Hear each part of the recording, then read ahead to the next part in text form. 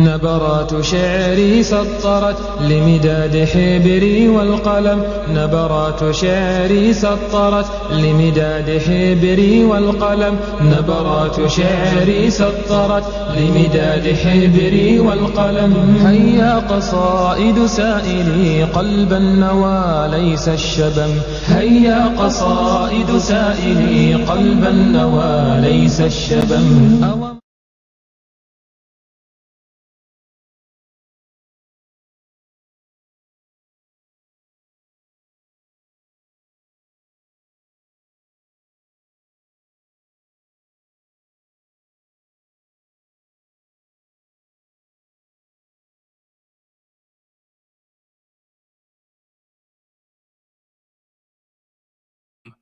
Right, here we are. Right, at very short notice, and my guest today has agreed, alhamdulillah, very short notice to do a show, and that was because recently there was a protest in London about about our brothers and sisters in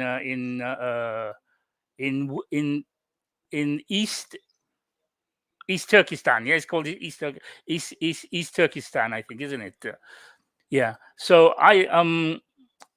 our guest knows much more about them because obviously she's been doing a lot of work on this. So I decided to invite her over, and we're going to talk about how the fashion and beauty industry is exploiting the Uyghurs. But first of all, we're going to go into the history of the Uyghurs and, like, where they are and what they're going through at the moment. And other things that are happening that was mentioned in the protest as well, which we cannot sit down and then just let things go past or whatever. So I'm going to just introduce my guest, Dr. Yvonne Ridley. It's a great pleasure to have you here again with me. This is the second time, and you're welcome to be with my guest anytime. Anytime you're welcome to be my guest. It's such a great honor, and I think the subject that we're going to be talking about today is a very sensitive subject, but it's something that is very pressing at the moment, and obviously we need to talk about it. So, assalamu alaikum warahmatullahi wabarakatuh, and welcome to the show. Walaikum salam barakatuh, and thank you for inviting me. It's a pleasure to see you again. Yes, you too. So the actual issue is about our brothers and sisters, the Uyghurs. So what I'd like you to do first of all is to give us a little background of who they are, where they come from, and I understand East Turkestan borders China and how they are involved with China and everything. Maybe you can give us some information on that, and then we can go into the subject itself. Yes, well, they are a large ethnic minority, which is part of China. And China stands accused of mass detention, surveillance, and forced labor, the separation of children from families, even mass sterilization, and basically the erasure of the Uyghurs' culture. And through everything that has happened to them, we should really call this for what it is, which is genocide. China, of course, denies it all and says that they haven't had mass detention and that the Uyghurs have basically been housed in camps for re-education. Well, re-education is a euphemistic term for erasing the culture of the Uyghurs, where they've been forced to talk in Mandarin rather than their own language. And China continued the denial of its treatment of the Uyghurs until documents were leaked to the New York Times in 2019. And these revealed instructions from the very heads of the party in Xinjiang, demanding that they show, quote, absolutely no mercy to the Uyghurs at all. And Sorry yeah. to cut you there. There are a lot of people at a certain period of time thought that nothing was happening there. They were broadcasting in the news that it was just like, it was schools to teach them or whatever. But really what we heard was different. Even my own son, we used to have discussions about it. And he said to me, Daddy, that's not true what they're saying in the news or whatever. Nothing has happened. Nothing's happening. I even heard that they were getting Uyghurs themselves. They were forcing them to come and talk and say that nothing was happening. It was just schooling or whatever. And for a while, people had just forgotten about what was happening, basically, and people didn't even care about it. But it seems that just recently there's been a kind of an uprising, basically. And after Saturday, when I saw this massive crowd in London, I just thought, well, I have to have my voice and to say something. And I thought, well, who best can I contact but somebody like you who will know about it? So there's been so many things that we've had two camps. One camp who believe, oh, nothing is happening, and another camp who's fighting against it. So can you give us a bit more about the actual misinformation that has been going out about it, the hidden truths, like you were mentioning there? They say it's just schooling them or whatever, but I understand the things that are going in there was really, really bad, that kind of thing.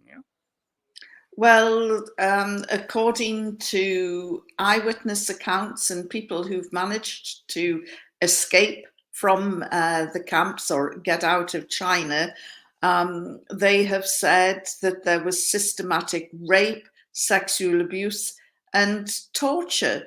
Others said that Uyghur women were forcibly sterilized, and some say that they were forced to have abortions, and this was as long ago as the 1990s. And you said that there are two sets of people, those who say that this is happening and those in denial. There's actually another set of people who are too afraid to speak out. And so they express complete innocence and say, oh, we don't know what's going on. For instance, in Pakistan, Imran Khan, who's very outspoken and very critical and standing up against injustices, is heavily reliant on turning his country around, and he needs the support of Beijing. So when he was asked about the plight of the Uyghurs, he just said, I'm sorry, I don't know what you're talking about, or words to that effect. There are a lot of leaders around the world who rely on trade with China, the economy with China. And of course, we see, we can see that the West is standing up and becoming quite vocal about the plight of the Uyghurs, while they remain silent about the war in Yemen, which of course is heavily led by some of their closest allies, Saudi Arabia and the UAE. So it's not it's a global problem. And I think that it all goes back to the role of the United Nations. And Can you give us some history on where this actually started? I mean, these people, they're Turkic people, right? They're yes. Turkic people. They speak their own language, and I mean, by fate, they border China. I mean, East is like many countries. I mean, it wasn't their choice basically, but they border China. Now, I assume that China made them part of their country. Now, how far does this go back? When did this start? And is there a history to it, basically? Well, there is a very long history to it, and the vast majority of China's population are Han, HAN, and the vast majority of Uyghurs, some people say Uyghurs, but somebody who is an Uyghur told me it's Uyghur. So I have to learn that then. I call them Uyghurs as well. So it's yes, Uyghur then. Yes, that's right. Okay, yes. then. Get it. And they are in or had the majority of numbers in the province of Xinjiang, which is part of China, and they account for about 24 million people living in that province, which is about, I think, 45%. Sorry, 45% of the 24 million are Uyghurs. So there's over 10 million of them, and there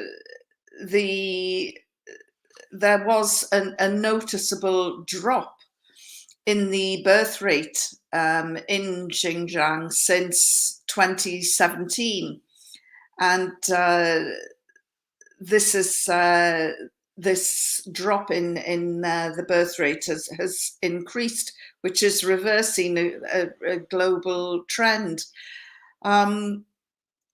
Western businesses are coming under pressure. As I said, you know, trade with China is not to be sniffed at, and a lot of Western companies have been told that maybe you ought to look more closely at the deals that you're doing with China, because some of the products coming out of China are from forced labor camps where the Uyghurs are, which is truly shocking. And when I say Western businesses, I'm talking about big names like Apple, Adidas, Uniqlo, Nike, are among 82 international brands whose supply chains pass through 27 factories in these camps. You know, in these camps, they aren't holiday camps. They've got watchtowers and barbed wires, and, you know, look very reminiscent of something from the camps that we heard about in World War II. And apparently the Center for Global Policy found that 570,000 Uyghurs, so more than 500,000, were mobilized from 3 regions within Xinjiang to pick cotton as part of one of these government labor training schemes. And of course, a fifth of the world's cotton comes from the Xinjiang province. So, you know, there's, as I said before, there's been accusations of forced sterilization, forced rape, real brutality and torture. But China is adamant that this is not the case. They've even taken friendly journalists around the camps. And as you've said, you know, some of them have been greeted by Uyghurs who've been singing and dancing and telling everybody everything is fine.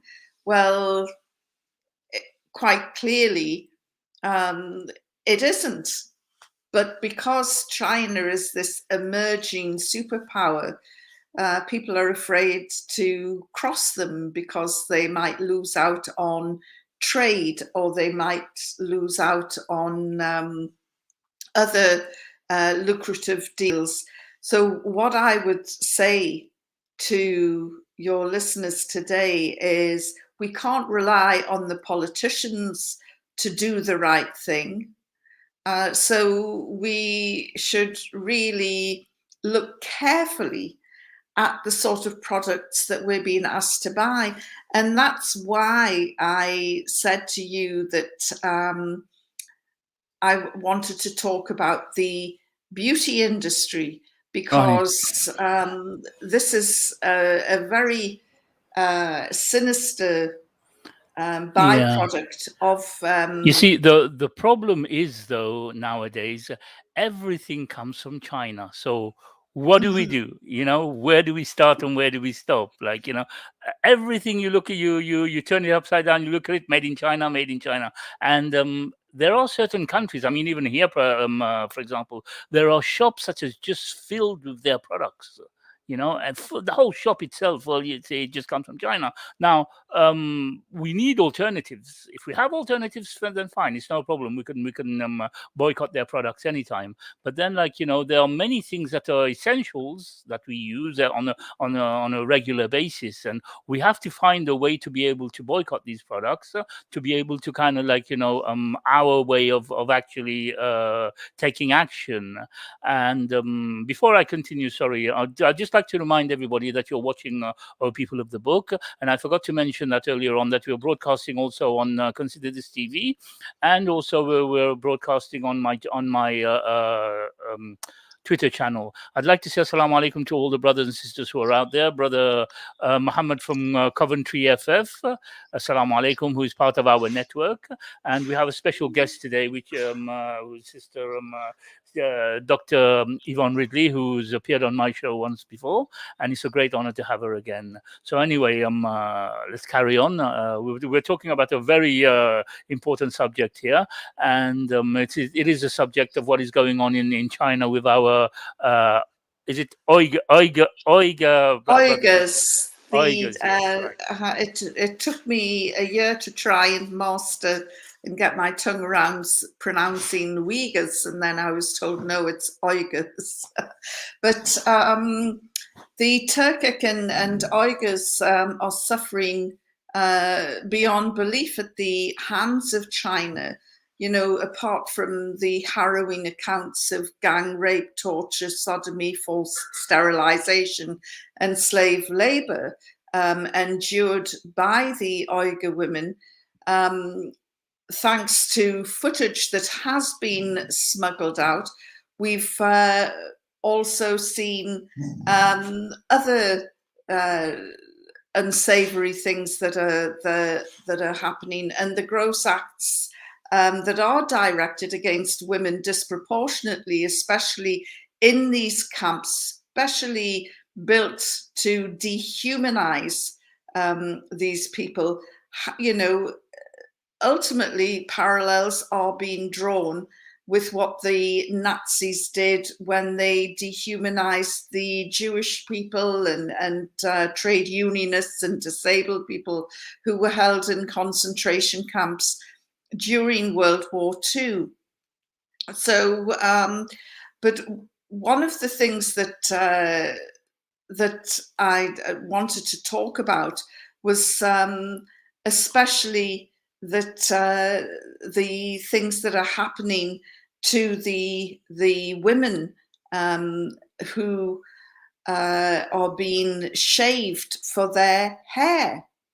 Now, this hair is ending up in the West. It's making a lot. I never thought about that, actually. That's one of the things that was one of the last things I thought about. Yes,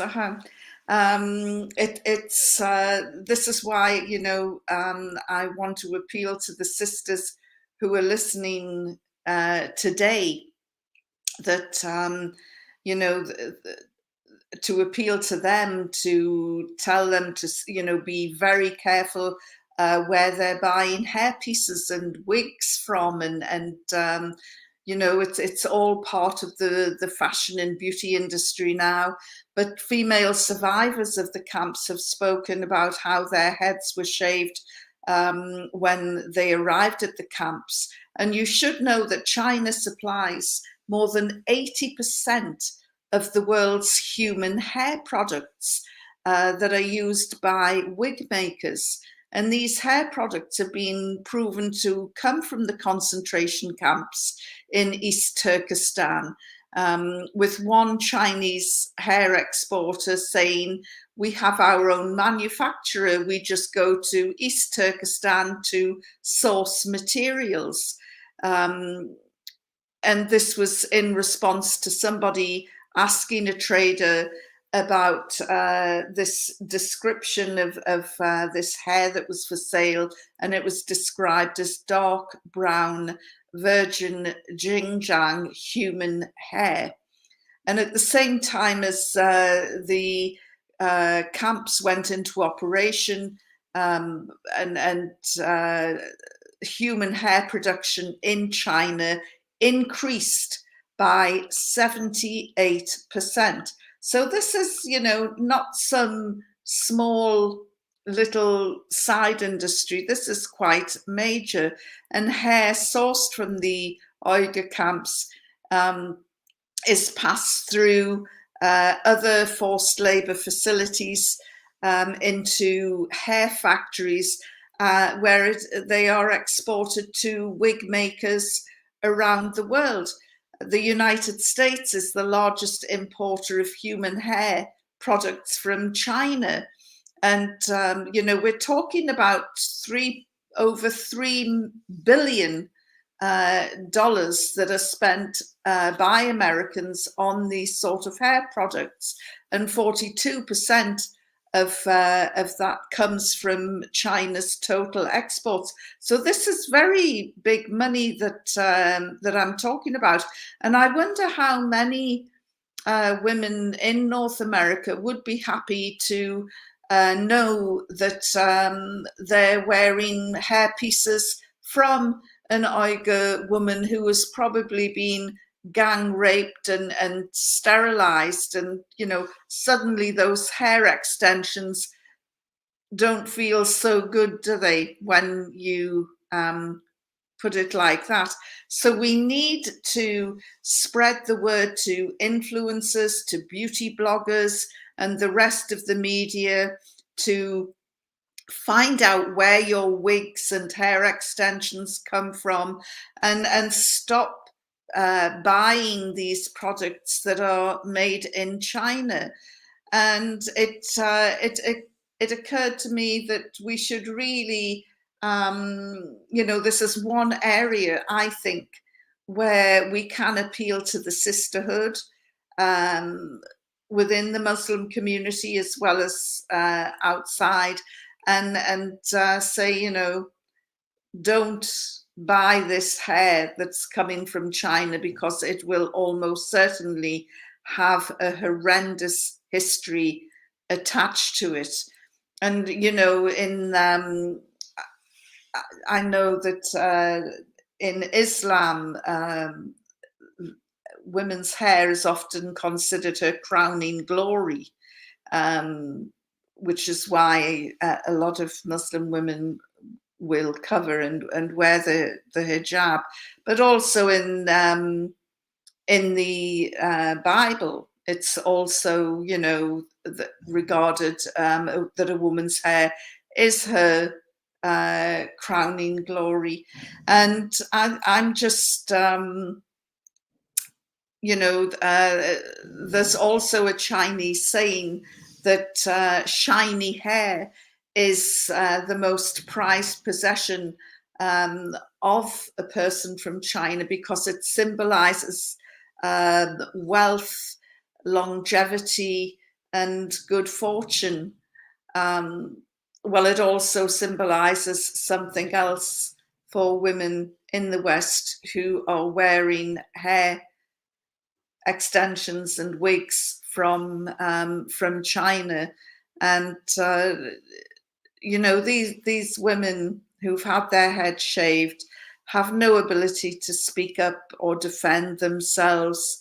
And it's only thanks to Uyghurs who've managed to get out of China, or the Uyghurs living abroad who are trying to raise awareness. And so really, this is why I was saying to you that I would like to talk about the beauty and the fashion industry, because I think it's something that will resonate with women. When you gave me the title, I was a little bit weird. I thought, you know, the fashion industry. What's it got to do with the Uyghurs? I was not aware of that at all. Like I said to you, it was the last thing I had ever thought of, kind of thing. When you mentioned the title yesterday, I thought, okay, fine, no problem, but what's it got to do with it? But then it made me want to know more about it, because I don't know anything about this part of it.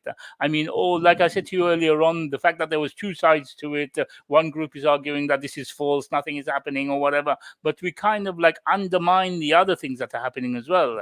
And talking to you now, this actually gives us more detail of what is actually happening, kind of thing, things that we didn't even think about. Yes, well, some of the details that are being talked about are, truly horrific. And we have to remember that, China is the next, it is the emerging superpower. And so its global influence is huge. We've seen just in recent weeks with the climate change conference that was held in Glasgow, the big question was, will the Chinese President Xi, will he turn up? And will the Chinese try and block some of the initiatives? And in fact, the wording of the final decision coming out of the climate conference just talked about the decline of the coal industry rather than shutting it down. And of course, the coal industry is huge, or China is a big, user of coal, and one of the biggest polluters in the world today. And people have been tiptoeing around the Chinese, such as their influence. I think what China has done is actually tied the noose around the hands of many countries with debt. Even some big countries have got debt from China. And what China has done as well is like build airports and build ports here and there with countries that they know will not be able to pay back these debts. And what they've done is like they've tied their hands to them, and these people cannot open their mouths now. They cannot talk against China now. You see, so a lot of these people, they're like, they've got like the Chinese hand at their throats kind of thing, and they cannot talk. So this is why there's a lot of silence about it as well. And this is why there's some people who are indifferent, basically, because what else are they going to do? So people like us who have the opportunity to talk about it, we should raise our voices and we should make the world aware of it. Because like I said, some of the things you're talking about now, I'm sure a lot of people don't know about it. A lot of people are not aware. We are aware of the atrocities that are happening there, but there are certain things that we don't know what's happening. And alhamdulillah, you're here to inform us. So the mic is yours. Well, of course, I mentioned the United Nations before, and unfortunately, the United Nations is not fit for purpose. When you consider how it came together in the 1940s after the World War II, it was supposed to be there to be a good policeman around the world and a force for good to stop the persecution of minority groups, so that the cries of never again from Jews around the world became the mantra of the UN. And it worked very well initially, but unfortunately now it's just not fit for purpose. You look at the makeup of the UN Security Council, and you've got America and China, France in there, Britain, Russia, and rarely can they all come together and agree on a way forward. And so you end up with a stalemate. But of course, it's not just a group of men staring at each other angrily around the room. It's having dire consequences for the children in Yemen who are starving to death in one of the most pointless, destructive wars in history. And then you look at Syria, where it looks as though President Assad will survive. And instead of him being regarded as a problem, he's going to be part of a solution, because the West is growing weary now of the war in Syria. And Russia has dug its heels in support of Assad. And the other members of the UN Security Council can't do anything about it. So I think that we have to reevaluate the purpose of the United Nations, and maybe it needs to be dismantled, and a new organization which is truly reflective of the world today comes into being.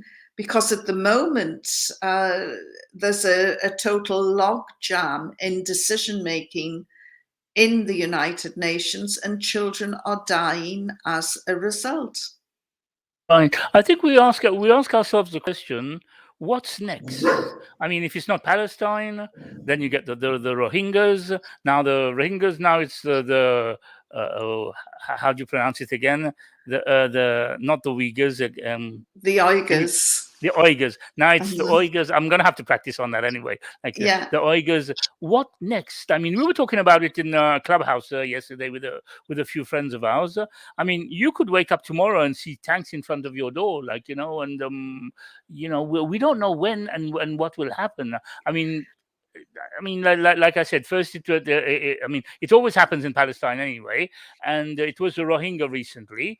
Then it's the Uyghurs. So anybody can ask themselves the question: are we next?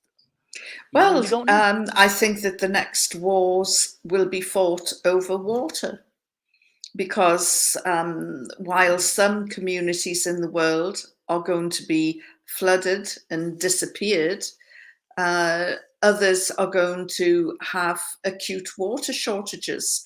Fossil fuels are definitely on the way out now. So oil, coal and gas has been mentioned for the first time ever in a climate conference as something that has been named and shamed as the problem for the cause of the disasters that are happening around the planet. So I think that the next thing is going to be water, and I think water is going to be become the luxury, which will turn out, I think, very much to have the same impact as oil. It will be seen as more of a curse having an abundance of water in your backyard, as opposed to having oil in your backyard. So I think water could be one of the next main issues. And we're hearing about huge icebergs that are being shipped off to the Middle East, towed off for the water content. So there's some. Can I just mention something? I don't know whether you've heard about the Clubhouse anyway, but let me just inform the viewers who don't know about Clubhouse. It's another platform. It's actually an app which is in Android and on iPhone as well, and we use it a lot for dawah. There's a lot of our brothers who are in there at the moment. I left them. I left them a chat that we were having there with a group of brothers, and we use it a lot in dawah. And yesterday we opened up a room, and we were talking about this issue that like, a few brothers had been talking about it, especially after the London protest and everything. And like I said, maybe you don't know about Clubhouse, but I just wanted to relate a story that happened in Clubhouse. There was a brother who was supposed to be joining us to tell us the story, but he doesn't seem to have appeared. But anyway, there's a young man who was on Clubhouse. He was helping the brothers, like, every now and again, sending them verses of the Quran and Hadith and everything. Now, this young man was paralyzed from neck down. Yeah, but all day, all he was doing on Clubhouse was just helping the brothers, like, when we were having discussions and everything with other people. And I understand that at the age of 10, he got shot in the back or whatever, and he got handicapped. I keep mentioning about him because his story is so beautiful. Like, it's a sad story in the end, but it's a beautiful story. And brothers, like, for months and months had been discussing every day. We were on there sometimes 18 hours a day, sometimes 12 hours a day, sometimes 7 hours a day, opening rooms and discussing with different topics. And this young man was always on there. And you know what? He used to have a phone, and he can't use his hand, so he had a pen in his mouth, and he used to key whatever he needed with them, with that, passing on the messages of this verse of Quran and that hadith and everything. And he was like an asset to most of the brothers in Clubhouse, and whatever discussions they were having and everything. And recently he fell ill. And I think he was admitted to hospital, and he had 3 heart attacks in one day, kind of thing. And the whole of Clubhouse was like, concerned about him. Most of the Muslims, I mean, in Clubhouse. And then the next day we heard that he was okay. He was much better than he was before, and everybody was happy. And the next thing we knew, he passed away. Now, after he passed away, he's from Holland, actually, and a Dutch brother was supposed to join us to tell his story. I don't know much about his story. After he passed away, then all the news started coming out. Grown-up men were almost in tears because of this brother. All day they had rooms about him. They were talking about praising him and talking about him and everything, and playing Quran and reading du'as and everything.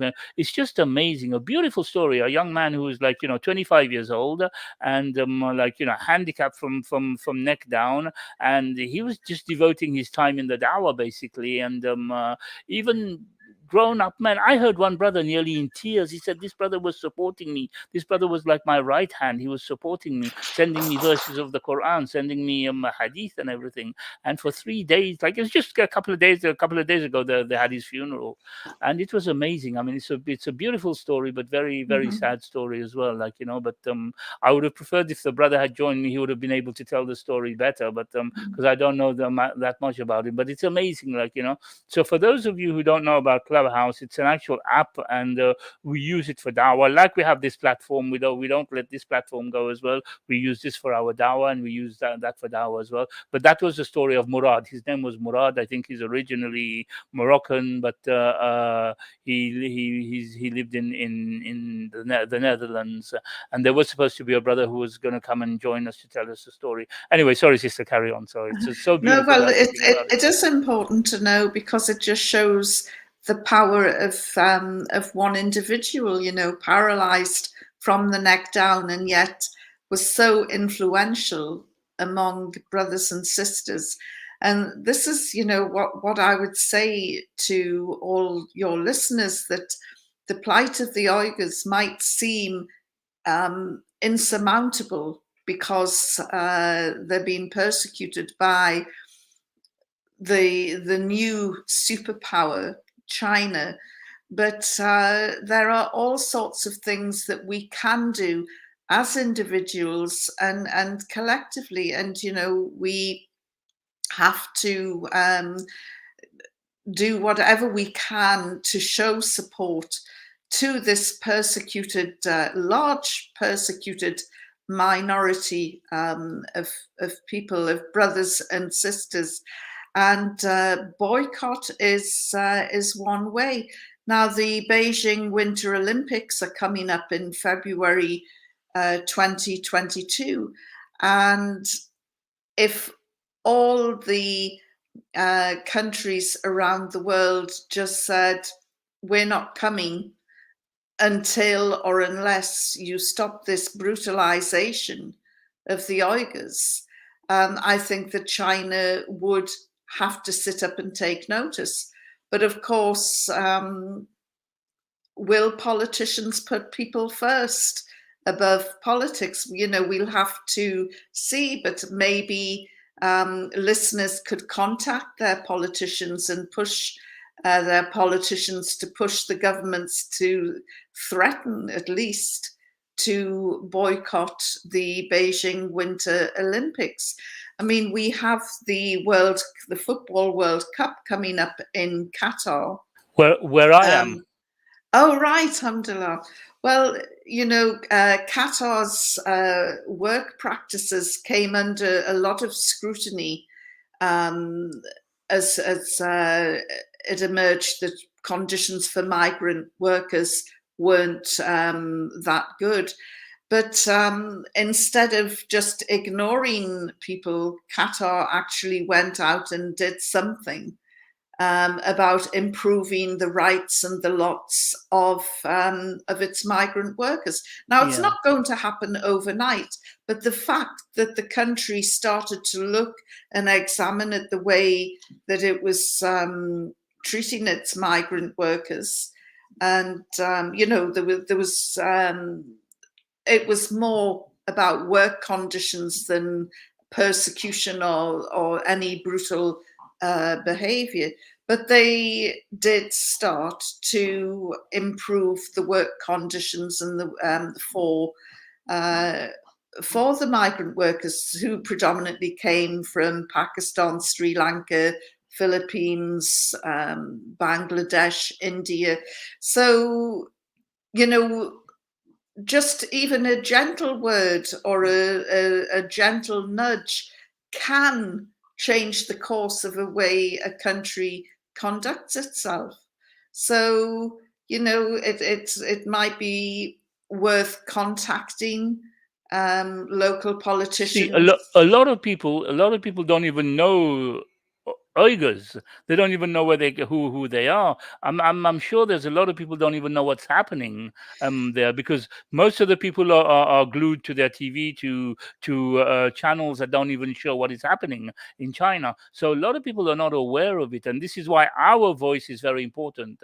Our voices are very important. Even like, you know, I mean, today, you know, maybe you know, there are some people watching, but after this, maybe tomorrow, the day after, and the days after, as time goes by and people will be watching more, they will be more aware of what is happening, because a lot of people don't know. I had a discussion with a friend of mine today, deliberately I had a discussion with a friend of mine concerning this issue, who's from the Philippines, and he said to me that the Philippines are actually, because there was some problems between the Philippines and China in the South China Sea or whatever, and he said to me that the actual the Philippines are actually frightened of China.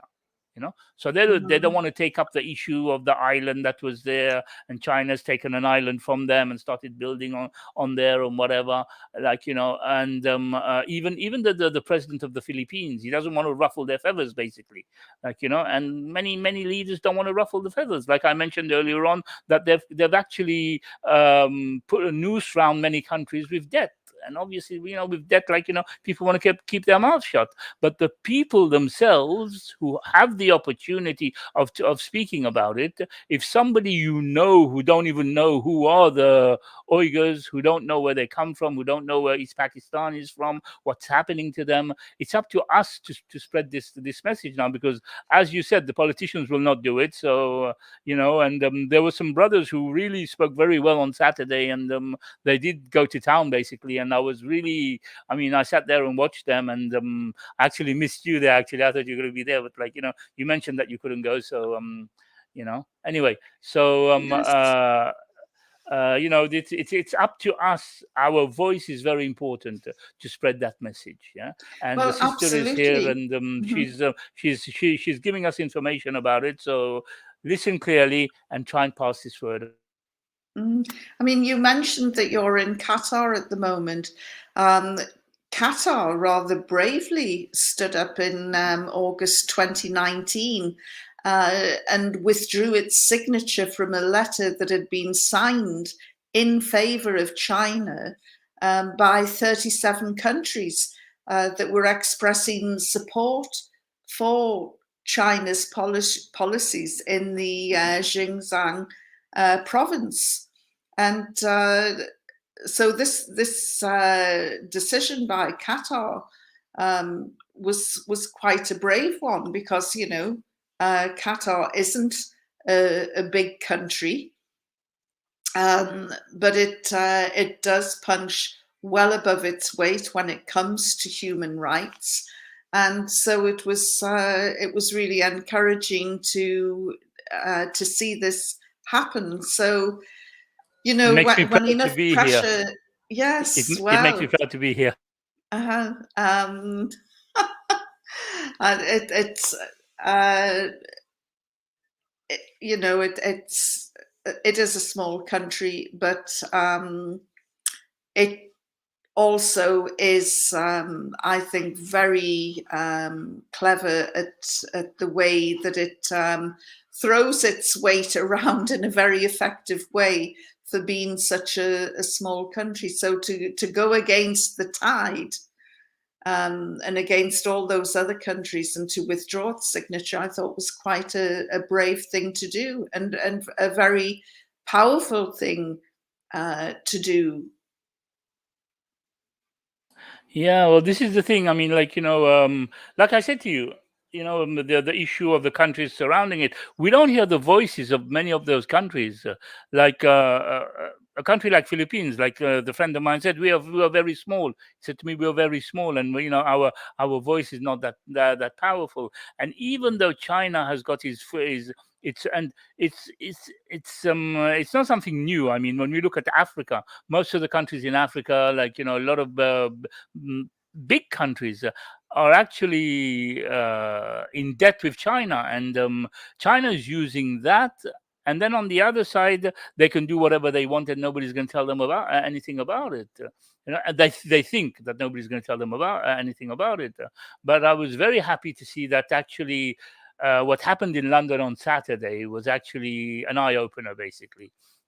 So I hope that many other countries take the same step as well, and I hope that many other countries have more protests like this to actually open the eyes of the people, because I'm sure that there are, like I mentioned earlier on, there are some people who are not aware of what's going on, and some of them basically don't care. They're indifferent, basically, so it's time to actually open up our mouths and let people know what is happening, because it could be us anytime. We don't know when. It could be us. Well, as I say, I would urge every one of your listeners, do not underestimate your own ability to make change.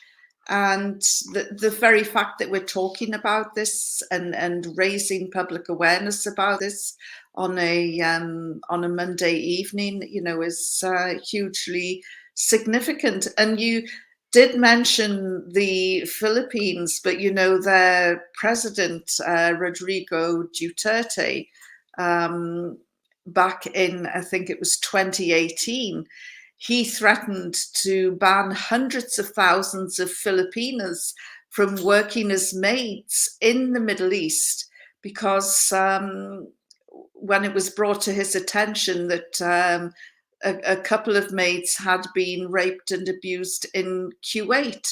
Now, there's over 2 million Filipinos, many of them maids, that are employed across the Middle East, and they do have a significant input in the Philippine economy, with billions of dollars in salary going to their families each year. But Duterte really stood up. I'm not a big fan of his, by the way. He's done some terrible things, but at least he stood up for the maids and said he would pull every single Filipino maid back home if there was any more abuse or exploitation or deaths of his workers in Kuwait. And I think that he was visibly angry about this. So when their buttons are pressed in the right way, some of these leaders can stand up and become quite outspoken, even if their country isn't as big as the country that they're targeting. So As I say, but like my friend said, that they're frightened of China because, they're not a might to kind of stand up to China. So he said to me that, his president is not interested in ruffling their feathers, basically. So what happened in Kuwait was something different, and China is something different for them. So yes. this is an island. This is an island that they've taken from them. And according to him, they're even building some construction or whatever on there. And he said, he doesn't want to ruffle their feathers, basically. So, so they're turning a blind eye to what's happening. Well, as I say, never underestimate the ability of individual actions putting pressure onto politicians. Those politicians might, carry that pressure up through their governments and their government ministers, and they can put pressure on prime ministers, and it's amazing what can happen when world leaders come together. And as I say, now leaders are talking openly about not if oil, coal and gas is going to disappear, it's when it is going to disappear. And the death knell has now been sounded for fossil fuels, and before everybody knew where the pollution was coming from, but nobody said a word about it. But this climate conference in Glasgow, which saw an input of very many young people from around the world, and they had their say as well. So please, to all your listeners, and I know you've got quite a global audience out there, please do not underestimate your own ability to make waves and make changes and make a difference.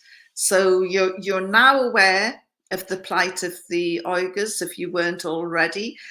Some of you will have learned tonight about the sad, tragic stories behind these luxurious wigs and hair extensions that are in the beauty parlors in your homes.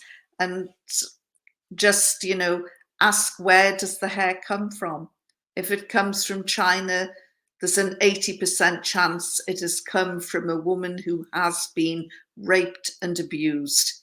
And, as I say, do you really want to put that hair on your own head?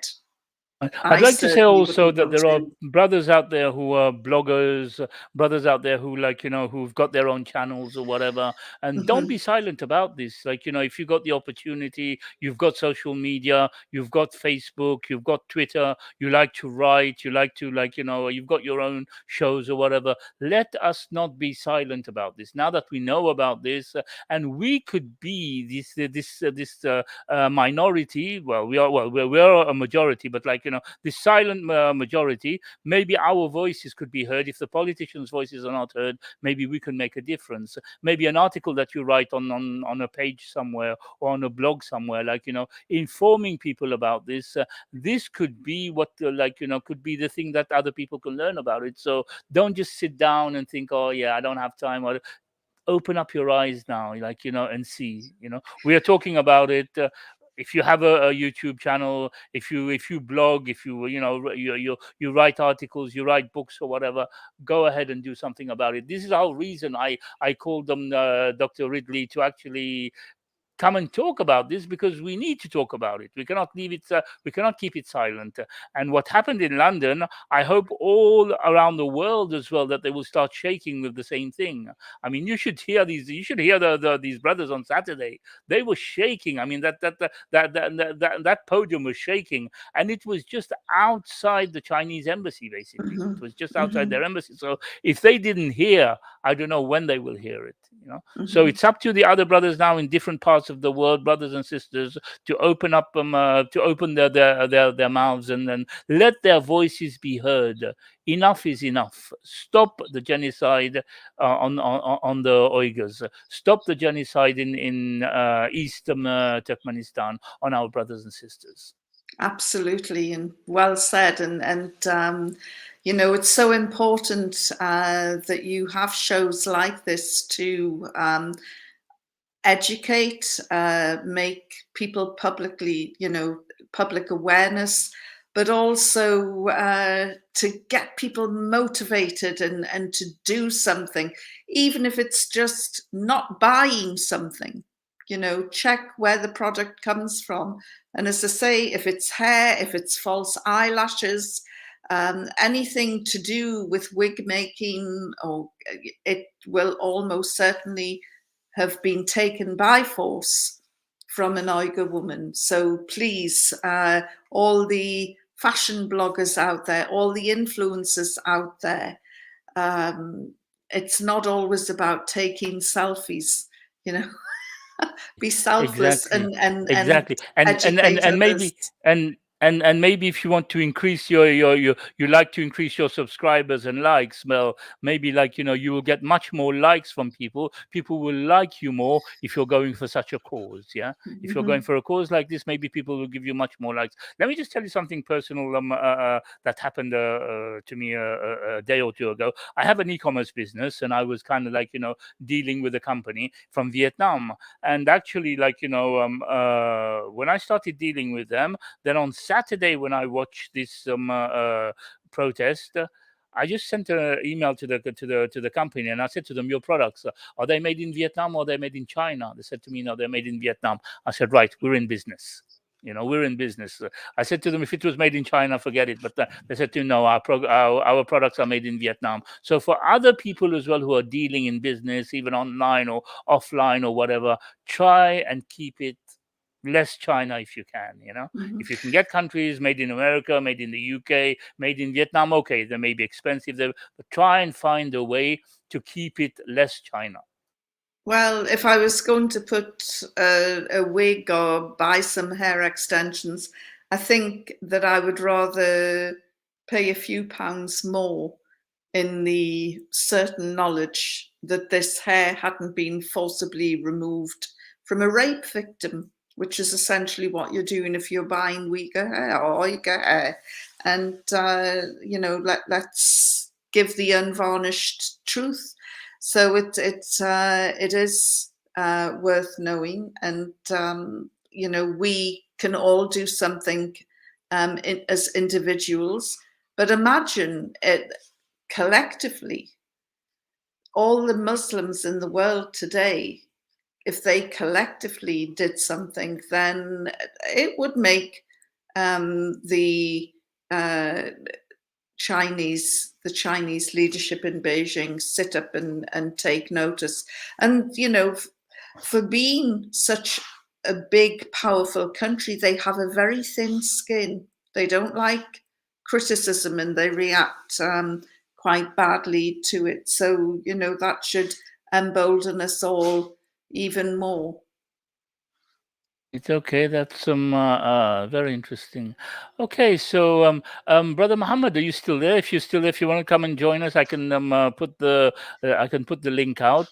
Brother Muhammad from Coventry, who's part of our network, Coventry Faith Foundation. Please go to his channel and subscribe. For those of you who are watching on Consider This TV, please go to People of the Book and subscribe as well, because we are sharing subscribers and whatever. We got much more content coming during the time of December, the holiday time. Hopefully, I have some other guests coming as well, and we're trying to find as much content that we can, and, like, you know, important subjects, and at the same time good content as well. So go to People of the Book, go to all the channels that are on our network. Veiled in Virtue, which is a sister channel, two sisters, Sister Katerina and Sister Nicole, who are on there. I'll be hosting them on my show in a few weeks as well, because there's a book we want to go through as well, so that's going to be interesting. So go to all our network here on Consider This TV, and like and subscribe all the channels. And also, like, you know, like we mentioned, take action. Yeah, don't be lazy. Don't be like, just sitting and watching. Take action. It is time to take action now. So take action on what is happening. If there is anybody out there who have any questions, or if Brother Muhammad would like to join us, you're more than welcome. We haven't spoken for a while. You've been busy with work as well, Brother Muhammad. I can see your comments there. But if you'd like to join us, you're more than welcome. We have a great guest here who's like a great honor for us. So make the most of that. If you want to ask her any questions or whatever, if there's anybody out there as well who want to ask us anything, please please do. Okay. Is there anything else you'd like to add, Dr. Ridley? Maybe before we can call it a day or something, if there's no questions. Well, just to thank everyone for listening. And, the Ummah is in a lot of pain at the moment. And really, it's just down to a handful of leaders and rulers. And if we can just get them to change their position or change their minds, then the world would be a much better place, inshallah. I mentioned Yemen. Syria is another situation. Libya is still in great turmoil. And, if it wasn't for the intervention of Turkey and President Erdogan, people in Tripoli would have been massacred if he had not stood up. So, with enough pressure applied, we can make leaders act for us, act for the benefit of the Ummah, and a leader like Erdogan understands the concept of Ummah as well. I think he's probably one of the few Arab leaders or leaders across the Middle East and Asia who can actually lead the prayers, which he has done.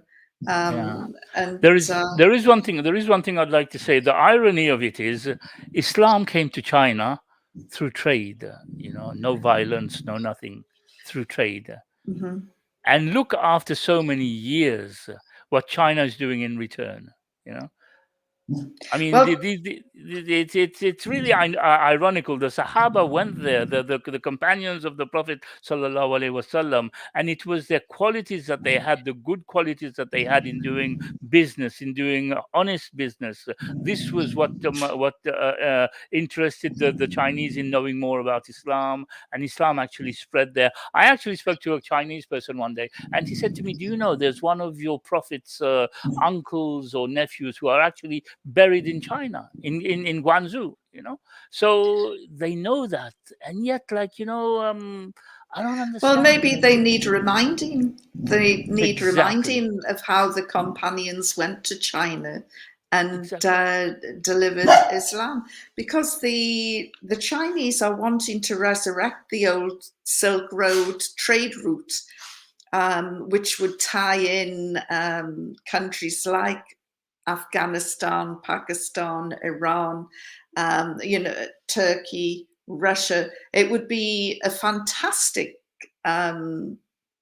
initiative, I think, if they could do this. And I think through trade, really good, positive things can happen. And the Chinese know that, which is why they want to, revive this old route, because it was so lucrative centuries ago.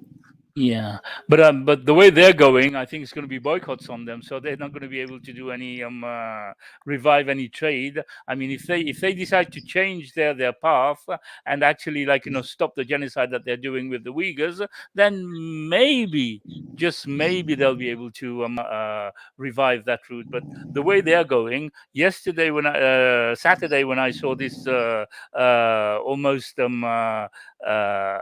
London was shaking, basically, Mm-hmm. and I thought, no, it's time for them to hear. And actually, one brother said something. One brother mentioned something. They were all talking about the Uyghurs, like, and he said, no, let China hear it. Yes. Darren said, like, Hamza said, let China hear it, not the Uyghurs. The Uyghurs know what we're talking about, let China hear it. So it's time for China to hear it. If you want trade, if you want to be prosperous, then stop the genocide on the Uyghurs.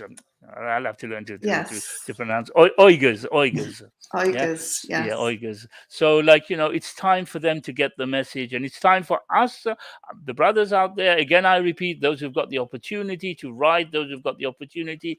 I'm doing a show. You probably got hundreds more, 100,000 more viewers than me. Like, so open your mouths and at least do something and say something to at least let the people know about it. I think we don't have any questions. Maybe Mohammed is sleeping there. I don't know.